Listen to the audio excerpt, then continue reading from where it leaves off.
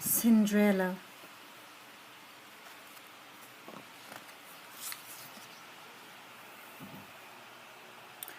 Not all stepmothers are wicked, but dear, oh dear, Cinderella's was very, very bad. From morning till night, she made Cinderella cook and carry, clean and scrub. Cinderella even had to look after her horrible stepsisters. Poor Cinderella. Every day her stepmother would screech, "Hurry up, you wrecked girl. I want my lunch and I want it now." At night, Cinderella had to sleep on the floor by the fire among the cinders and ashes.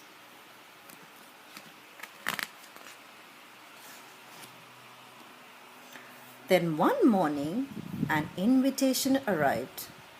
His Royal Highness Prince Charming invites the ladies of the house to his royal ball. Of course, Cinderella can't go, sneered her stepmother. She's just a servant.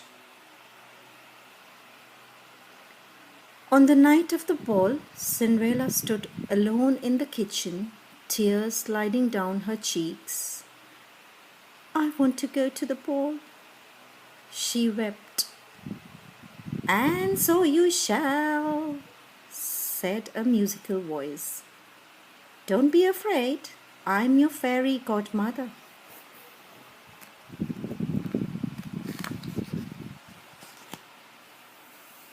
"Really? Truly?" gasped Cinderella. "You have my fairy promise," said her godmother. "But first, I need a pumpkin." Cinderella ran to the garden and picked the best, plumpest pumpkin she could find. The fairy tapped it with a wand. The pumpkin rose up, growing bigger and rounder. Then bang! A golden coach to whisk you to the ball, smiled the fairy godmother.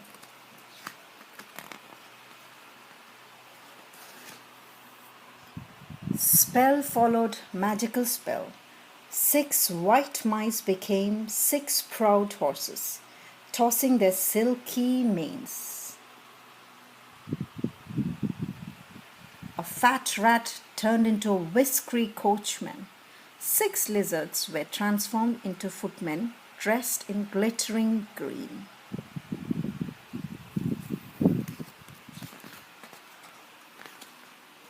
Last of all came a ball gown golden yellow and laced with flowers. "Thank you," said Cinderella. On her feet were a pair of glass slippers, the prettiest she'd ever seen. "Just remember," said her godmother, "you must leave before the clock strikes midnight, for then the magic will start to fade." At the royal palace, Cinderella swept into a splendid ballroom. "Will you dance with me?" asked the prince.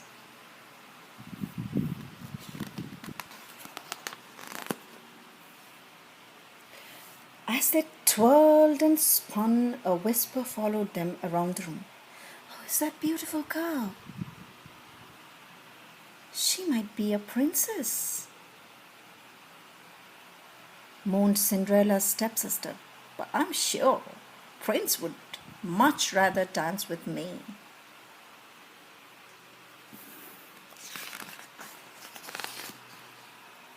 Cinderella wished the dance could last forever, but all too soon the clock struck midnight. "I must go," she cried. As she dashed down the palace steps, her dress turned back to rags. Her carriage was a pumpkin, her coachman was a rat. The prince ran after her. All that was left was a glass slipper sparkling on the steps. Cinderella ran home beneath the starry sky. She kept her adventure a secret, and that night she slept with a smile on her lips. The prince longed to find the mystery girl who had danced herself into his dreams.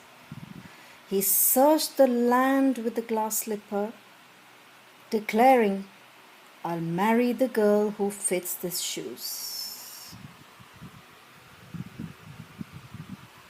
At last he came to Cinderella's house. "It will fit me," screeched her stepsisters, snatching the shoe. They squeezed and squashed and squirmed, then screamed.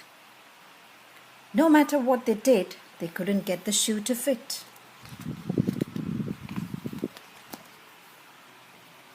"May I try it on?" asked Cinderella, coming quietly into the room. "No," snapped her stepmother. But it was too late. Cinderella had put on the shoe, and it was a perfect fit. The room sparkled with stars. Cinderella's ragged clothes turned to glow gold. She was dressed in a ball gown once more. Her stepmother looked on aghast. "At last!" cried the prince. "I found you!"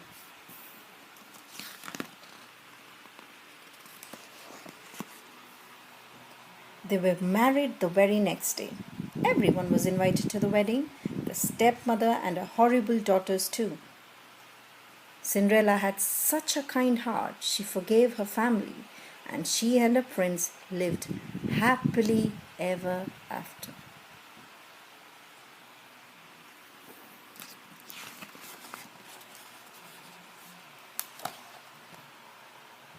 Story ends here.